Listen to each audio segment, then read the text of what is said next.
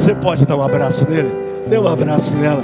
Diga da alegria de poder nessa manhã ceiar ao lado dele, ceiar ao lado dela.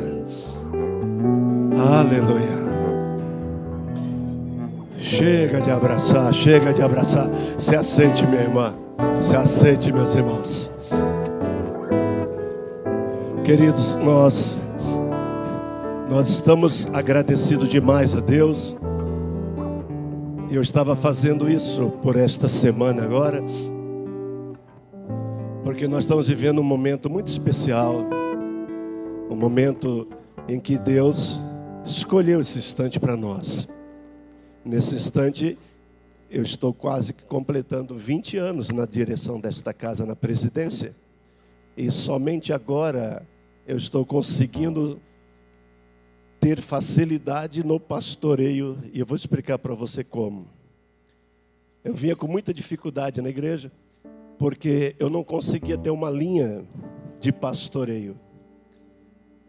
Uma série de mensagens, uma série de estudos, uma série de orientações, eu não conseguia ter, porque eu precisava constantemente estar dando para um pregar aqui, outro pregar ali, um prega num dia, e você não conseguia ter uma linha.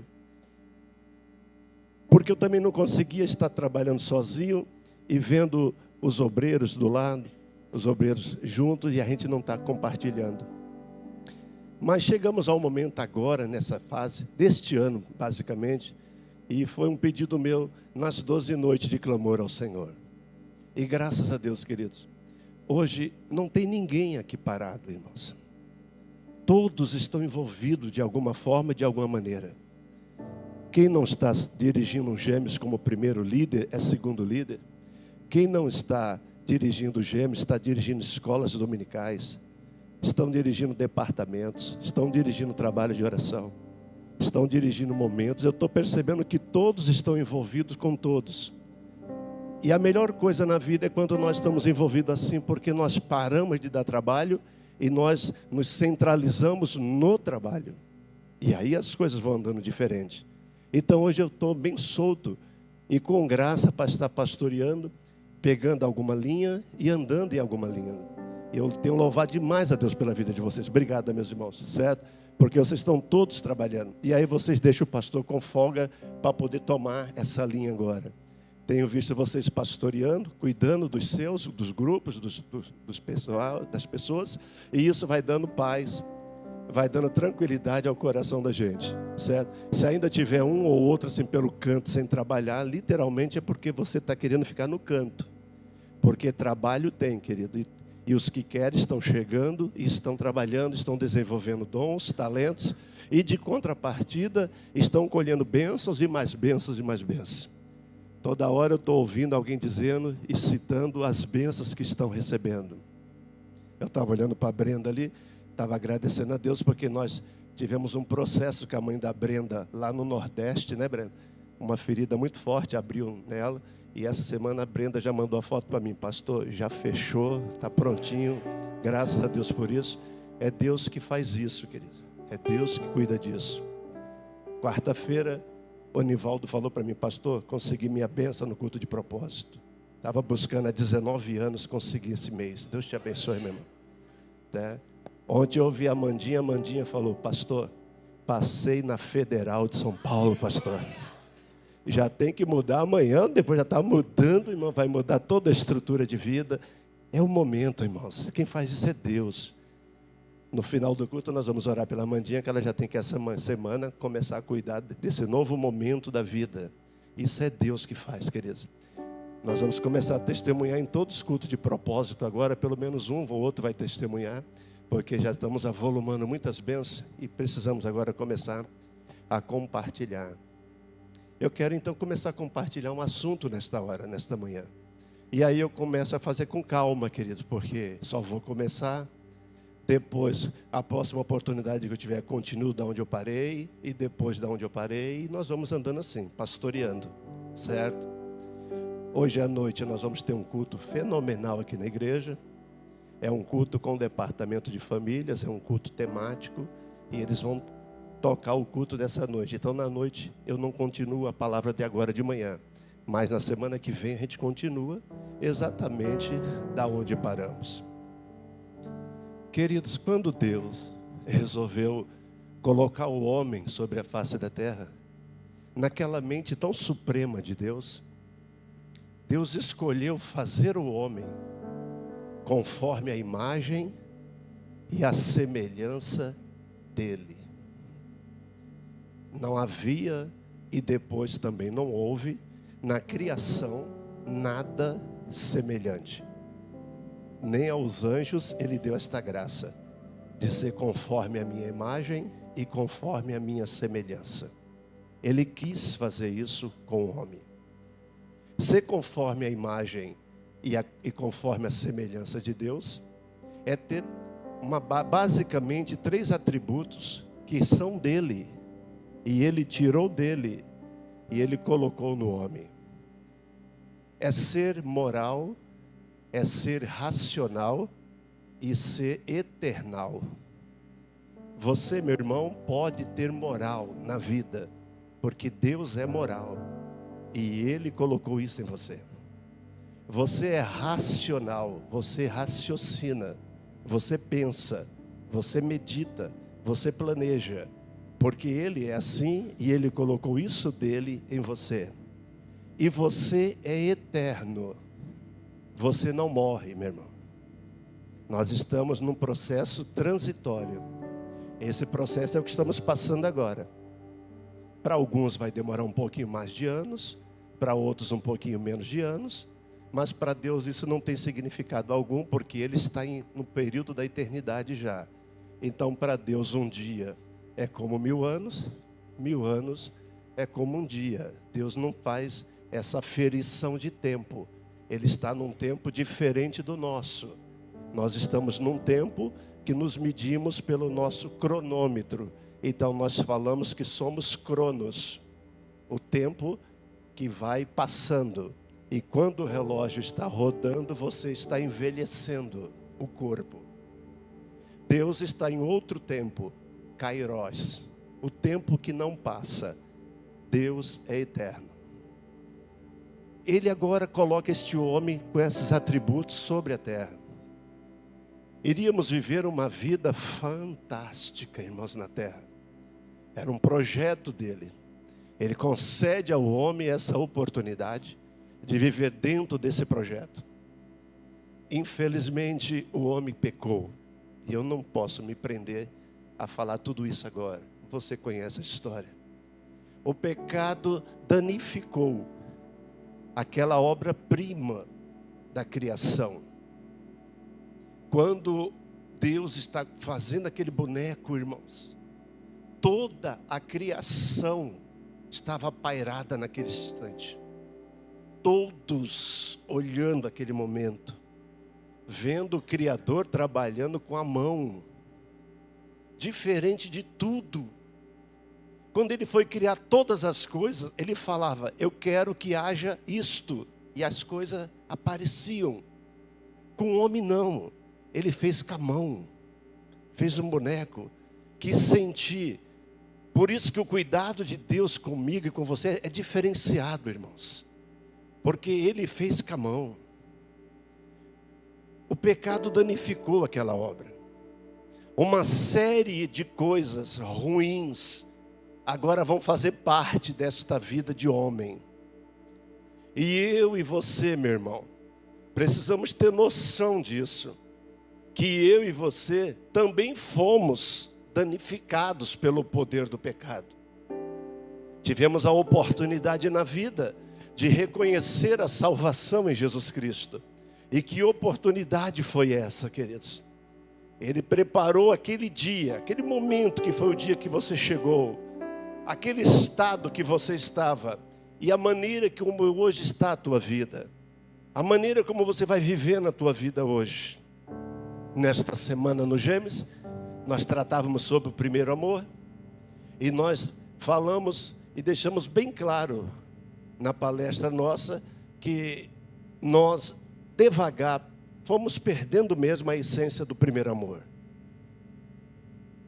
E vez ou outra nós mesmo falamos, no começo da minha vida era bem diferente. No começo do meu ministério era diferente. No começo da minha chamada era diferente. Eu orava mais, eu jejuava mais, eu ia na vigília, eu era isso, eu era aquilo. Ou seja, nós estamos falando para nós mesmos, eu estou piorando. Eu estou piorando, eu era melhor. Eu estou piorando. Veja o que é, gente, irmãos. O que é a natureza nossa? Nós estamos nos aproximando do arrebatamento da igreja. Quem vai ser arrebatado? Os melhores. O Senhor não vai levar qualquer coisa para lá. Só vai levar os melhores. Por causa disso, Ele deu o que tinha de melhor para nós. Deu o Filho. Para no dia do arrebatamento levar o de melhor para Ele. Os que estiverem agarrados com o Filho. Se vão subir os melhores e nós temos consciência que estamos piorando, o que será de nós, irmãos? Não está na hora de nós pararmos e começarmos a refletir sobre a nossa vida? Entender que eu preciso melhorar, eu preciso mudar. Eu não posso mais ser esse tipo de crente, eu não posso mais ter essa filosofia de vida. Eu não posso mais ficar alimentando essa minha alma com essa mentira que é a minha vida, no sentido de vida cristã. Eu vivo o tipo de vida que eu quero viver. E eu estou falando para mim mesmo que está muito bem. Cuidado, querido. Cuidado. Cuidado, amados, porque nós vamos nos enganando a nós mesmos. Quando o pecado então entra, o pecado agora faz essa separação entre o homem e Deus. E uma série de coisas agora danificou a obra-prima. As doenças, principalmente. Eu quero falar sobre isso nessa manhã. E eu quero acentuar nas enfermidades. Doenças está muito preso ao que é o corpo, ao que é a carne. Enfermidade está muito preso ao que é o espiritual, ao que é a alma, ao que é espírito. Nós não temos dificuldade, irmãos, de identificar que eu estou com uma doença no meu corpo. Porque está com uma dor aqui, está uma dor aqui, tem uma ferida aqui, tem um mal aqui. O exame acusou aqui, o exame acusou ali. Então nós não temos muita dificuldade de identificar quando estamos com um problema no nosso corpo, com uma doença no nosso corpo. E também não temos dificuldade nenhuma de fazer os exames. Não temos dificuldade nenhuma de ir na farmácia, de comprar a medicação, tomar a medicação, levar o tratamento a sério. Nós não temos dificuldade. O problema, irmãos, é quando nós temos enfermidades na alma. Nós ficamos falando para nós mesmos que isso não existe. Nós ficamos falando para nós mesmos que isso é coisa do diabo. Que isso é coisa de fracos. Isso é coisa de quem não tem muita vida com Deus. Isso é coisa de quem não é crente. E aí nós vamos falando mil e umas coisas. E aí eu estou te falando porque era o que exatamente eu também falava. E irmãos, nós chegamos um instante na história da humanidade que precisamos olhar com outros olhos para dentro de nós mesmos. E nós que somos um espírito, você é um espírito, que tem uma alma e que habita nesse tabernáculo, nesse corpo. Esse corpo vai se desfazer em breve. Eu acho que nenhum de nós aqui vai ter a graça de ficar os seus 100 e tantos anos, não teremos. A Marlinda está conosco, Marlinda está perto de 100 anos, certo? Mas eu fico analisando a minha estrutura hoje, eu não chego perto dessa idade mais dela. Mas a maioria de nós não chegaremos a essa idade toda. Partiremos. Então essa parte que é carnal, que é matéria, tem que ficar, tem que se desfazer. Esse tabernáculo tem que se desfazer. E quando ele for se desfazer, ele libera o que é a parte espiritual. E aí a parte espiritual vai ter que ir para o encontro com Deus. Só existe 2 caminhos finais para a alma e o espírito da gente. A nossa parte espiritual só pode ir aos céus, ou terá que ir ao inferno. Cabe a nós, nesse período em que estamos agora na transição, decidirmos onde é que eu quero passar a minha eternidade. com Deus ou longe de Deus. E uma das coisas que mais está afligindo o homem hoje é o emocional do homem. Vivemos o período derradeiro da humanidade. Esse período nosso é o final. Não espere mais muita coisa, queridos. Quando eu era seminarista, eu ficava impressionado com algumas coisas. Por exemplo, no final dos tempos, o amor de muitos esfriará. Filhos estarão se levantando contra pais. Pais estarão se levantando contra filhos. Irmãos contra irmãos. E vinha toda aquela sequência. E eu ficava imaginando, meu Deus, como que será esse negócio? E queridos, os anos passaram. E hoje, quando nós olhamos o noticiário, pai matou o filho. Filho matou o pai. Nós nem sequer mais damos bola para isso. Já é tão normal para nós isso, que isso já não mexe mais conosco. Porém, querido, quando essas coisas acontecessem, preparem-se, porque o fim está próximo. Se essas coisas estão acontecendo já há muito tempo conosco, o fim chegou, queridos.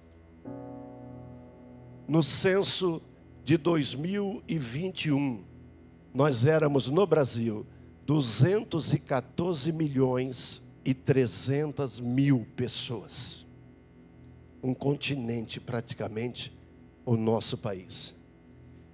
Dentro desse país de 214 milhões de pessoas, 9,3% da população hoje está sofrendo de ansiedade e de depressão.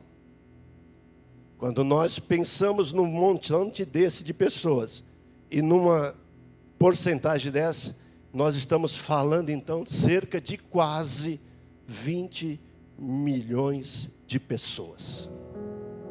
20 milhões de pessoas hoje sofrendo na alma da ansiedade, da depressão e alguns um pouquinho mais grave até das síndromes do pânico. E amados, e nós somos esses seres humanos. Nós estamos inseridos dentro desse país. Nós somos pessoas naturais, normais, como todos os outros. O sol, quando brilha, brilha para todos. A chuva, quando vem, também molha a todos.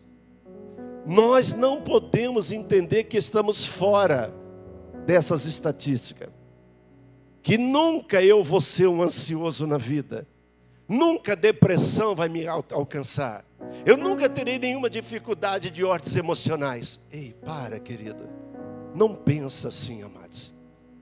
Eu não tenho dúvida, estou falando para um grupo grande nesta manhã, que está sofrendo de ansiedade, que estão sofrendo de depressão. Calma, querido. O jardineiro está aqui, queridos. Lembra do jardineiro? Ele está aqui. Sabe cuidar de cada uma das flores, queridos. Quem precisa de uma palavra assim, quem precisa assim, quem precisa assim, mas Ele sabe cuidar. De repente, desses 20 milhões de brasileiros, alguns estão aqui nesta manhã. Também, amados, existe hoje um enorme alerta sobre a saúde mental dos brasileiros. Porque no censo estava registrado que provavelmente de 1 a cada 4 pessoas do nosso país, de cada 4, 1 terá na vida algum transtorno mental. De cada 4 brasileiros, 1 terá na vida algum transtorno mental. Nós estamos falando de alguma coisa muito séria, meus irmãos. Mas eu preciso falar, queridos. Porque quando nós estamos sofrendo do nosso emocional, dos transtornos emocionais, do esgotamento emocional, quando estamos sofrendo disso, nós ficamos ouvindo a nossa mente 24 horas. A mente não para, meus irmãos. E nessas 24 horas que a mente está falando com a gente, ela fica falando para nós exatamente assim: acabou para você. Isto é o teu fim. Você não vai conseguir ser mais nada na vida. Você não vai conseguir ver teus filhos crescer. Acabou o teu ministério. Fique imaginando como vai ser agora as pessoas falando que o pastor ficou louco. E aí nós vamos ouvindo isso 24 horas, 24 horas, 24 horas. Deixa eu colocar uma mensagem dentro da tua mente aí agora, querida.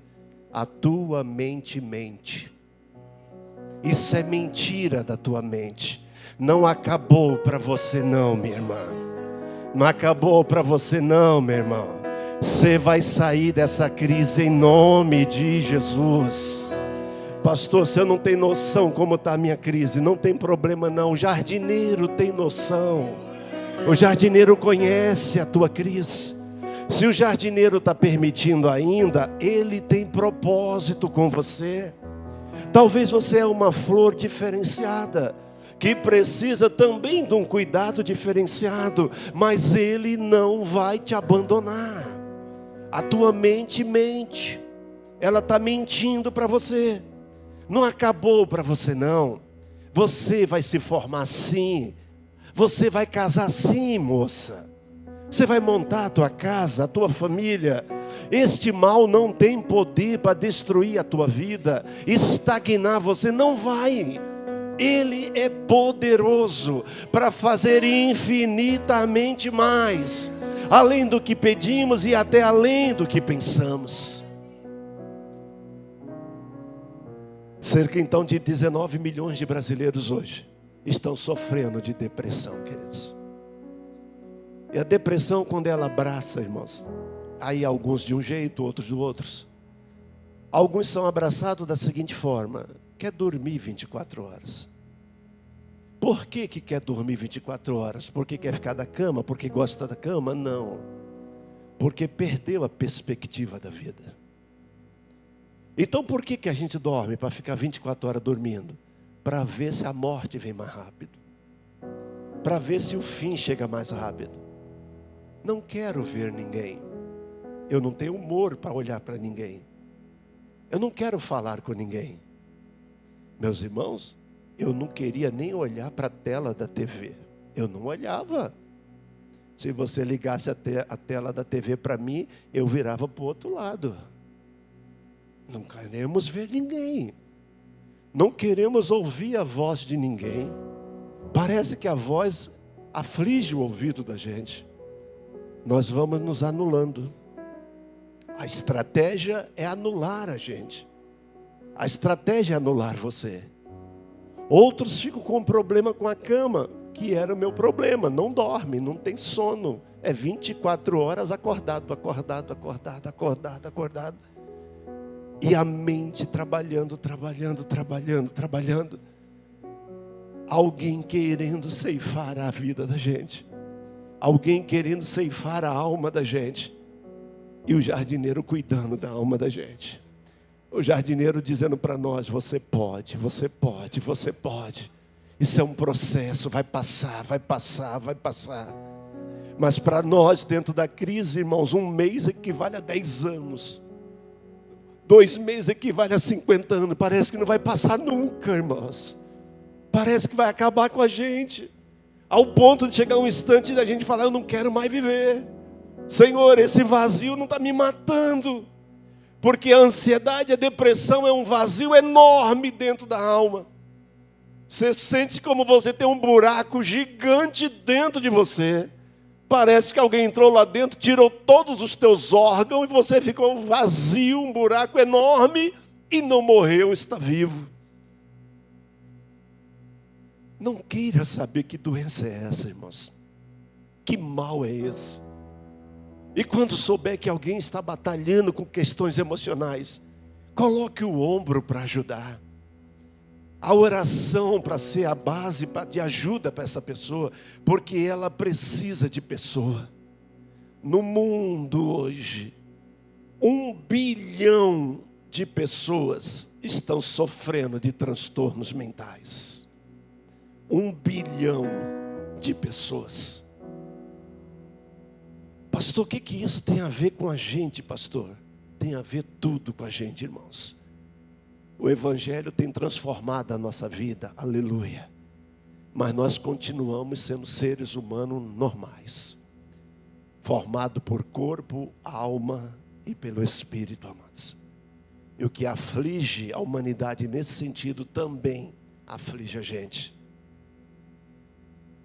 De 8 a cada 10 jovens, e essa estatística me preocupou, de 8 a cada 10 jovens, entre 15 e 29 anos de idade, apresentaram recentemente agora transtornos de ordem mental. De 8 a cada 10, de 15 a 29 anos. Olha o futuro da gente, que futuro teremos, irmãos? Se os nossos moços de 15 a 29 anos, de a cada 10 deles, 8 está sendo atingido. A igreja tem que se levantar de uma forma diferenciada sobre isso, irmãos. Nós crescemos no meio dos milagres. Essa igreja nasceu no meio dos milagres.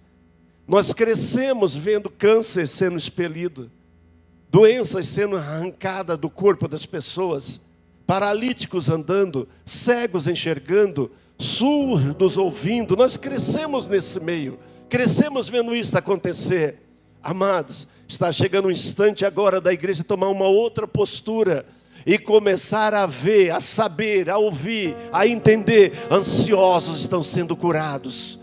Pessoas de depressão, que sofrem depressão, estão sendo libertas. Síndrome do pânico está caindo por terra. As pessoas estão vindo para a vida. As pessoas estão começando a viver. Estão olhando as suas famílias. Estão olhando os seus casamentos de forma diferenciada. Estão pensando em ir ao casamento. As pessoas estão chegando para a vida. Precisamos começar a ver esse tipo de milagres.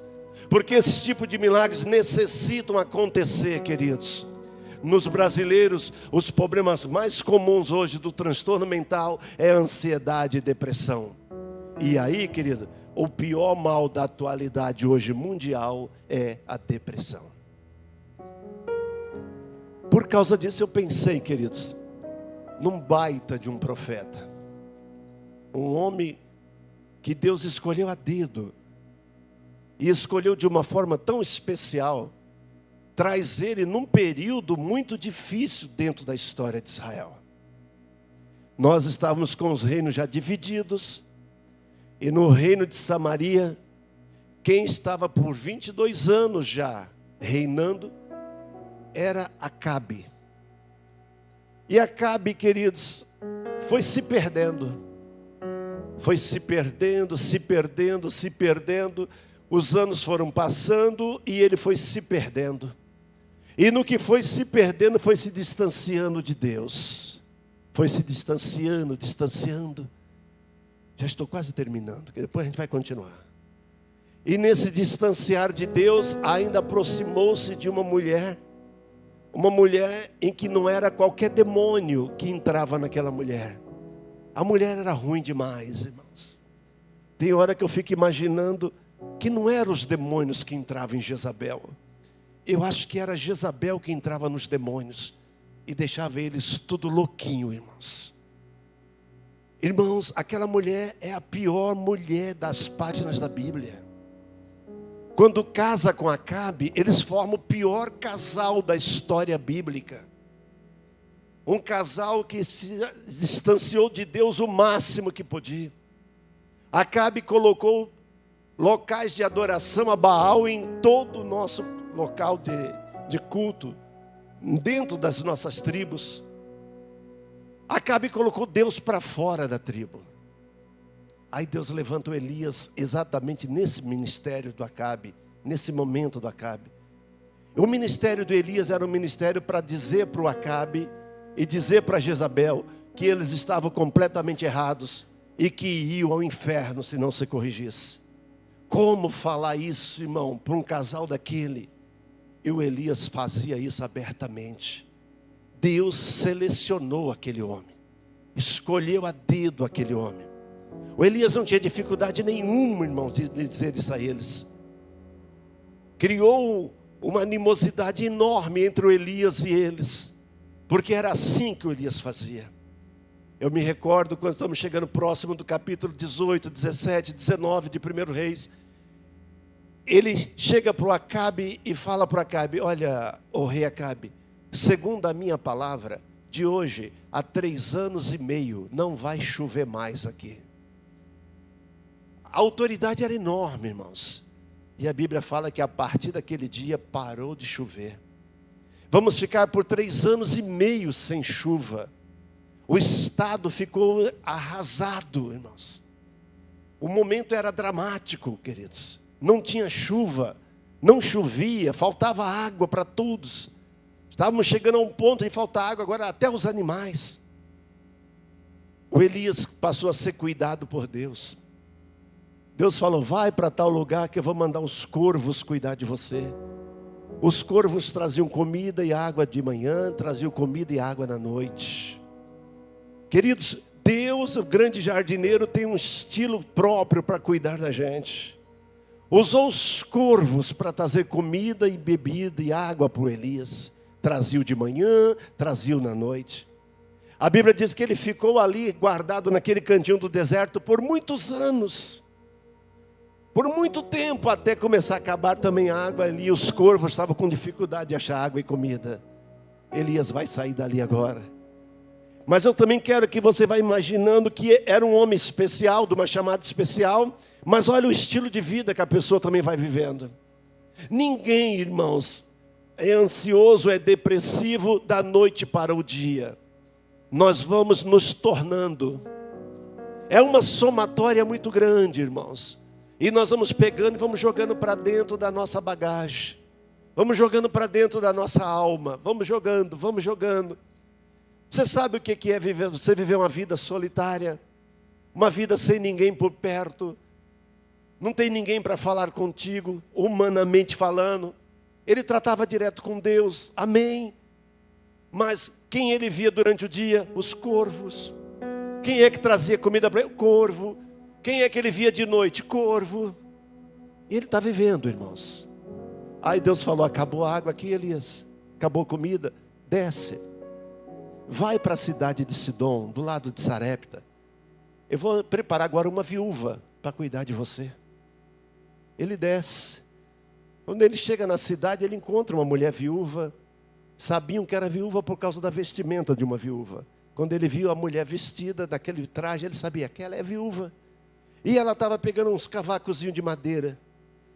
E ele diz: ei, mulher, eu estou com fome.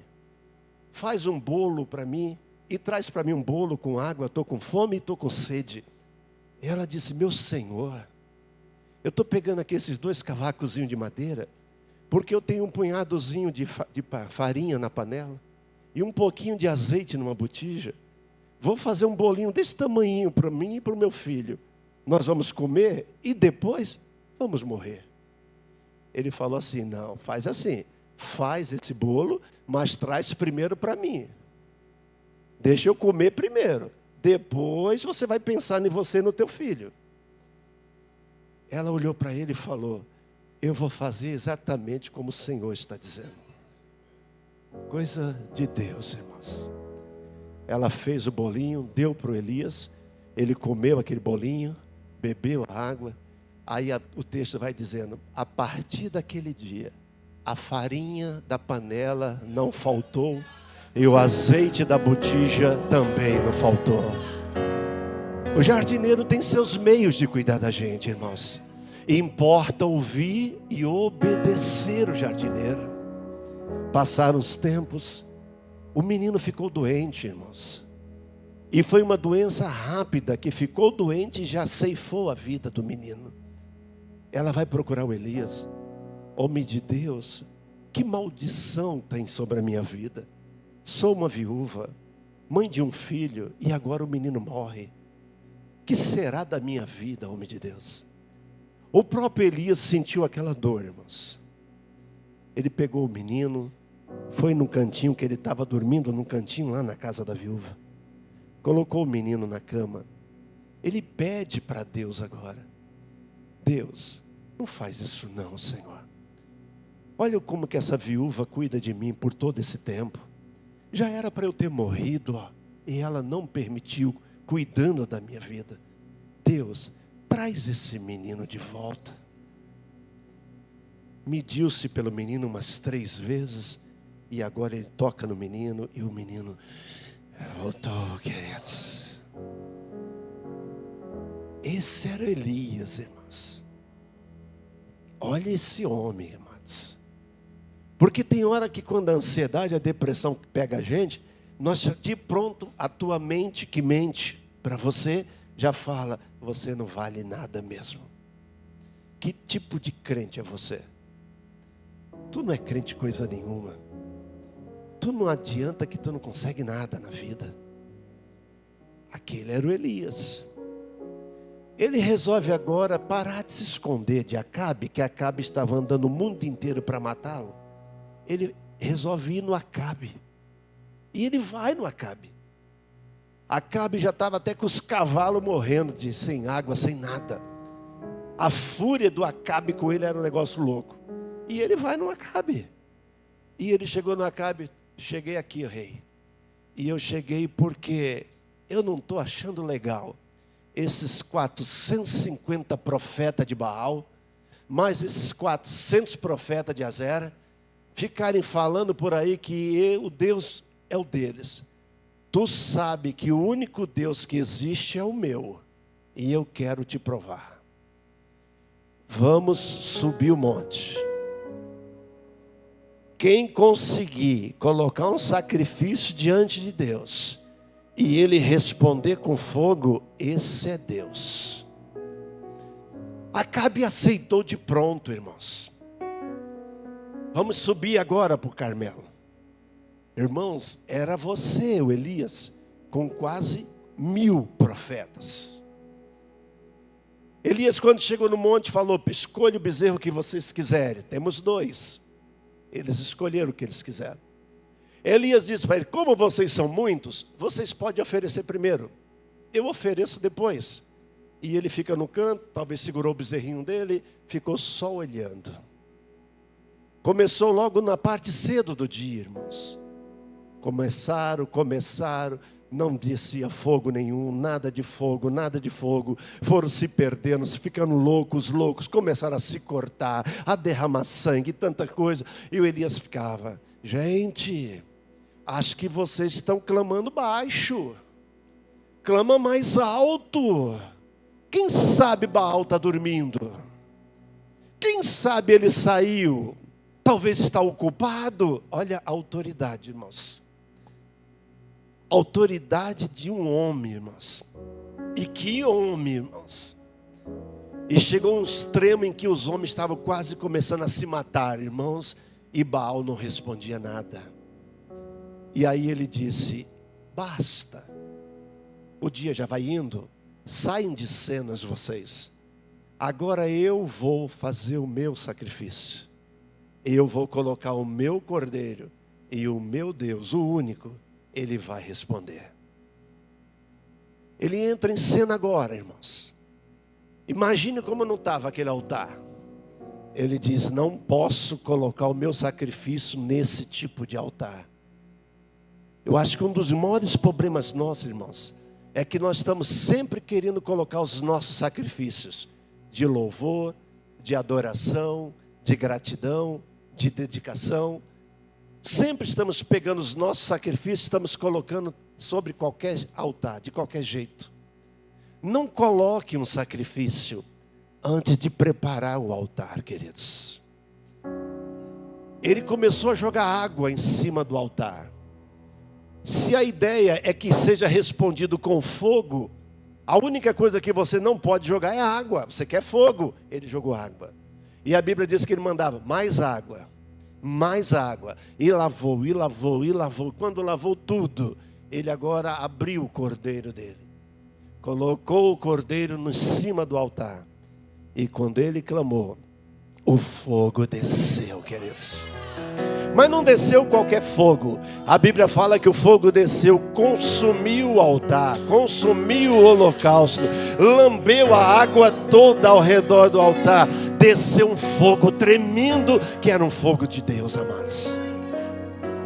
E o Elias, quando olha aquilo tudo, aí falou, agora para terminar a minha parte, Ele desce com todos aqueles profetas abaixo do rio, e com faca ele acabou com todos os profetas.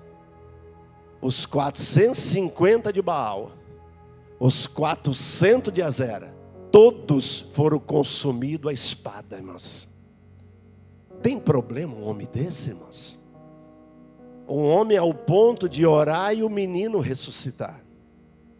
Um homem que não passa fome porque vem corvo do céu trazer comida e água. Um homem que consegue encarar quase 1000 profetas. E quando pede, vem fogo do céu. E lambe tudo ali, irmãos. Tem problema um homem desse? Domingo que vem a gente vai continuar exatamente daí, irmãos. Certo?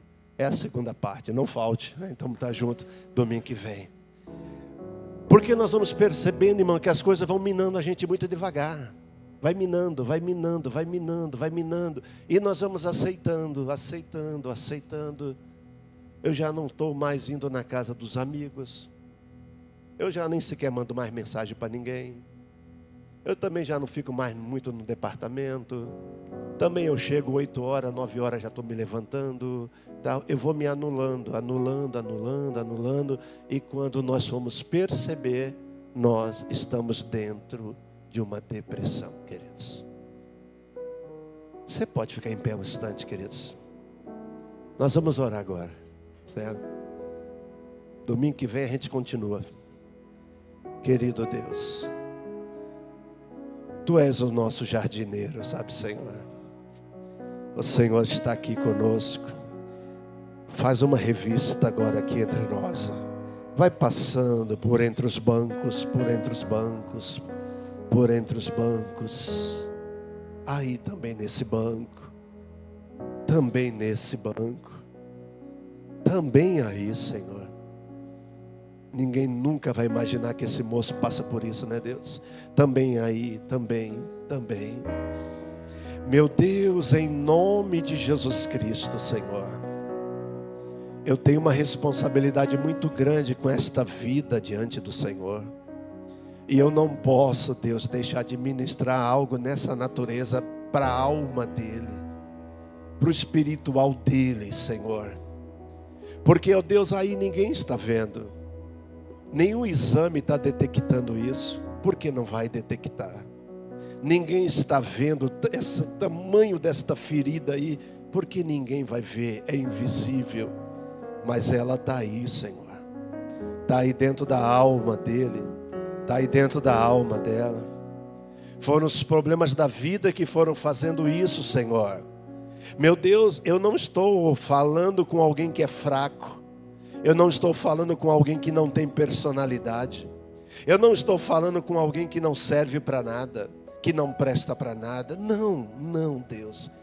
Eu estou falando com alguém extraordinário.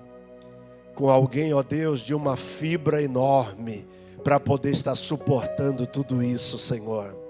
Alguém, ó Deus, que tem uma graça do alto e ele nem sabe que tem tudo isso. Porque senão ele já tinha morrido. Senão já tinha feito essa loucura que veio na alma aquele dia. E a mente quis fazer, o Senhor não permitiu. Por que o Senhor não permitiu? Porque o Senhor é um jardineiro que sabe cuidar da gente, Senhor.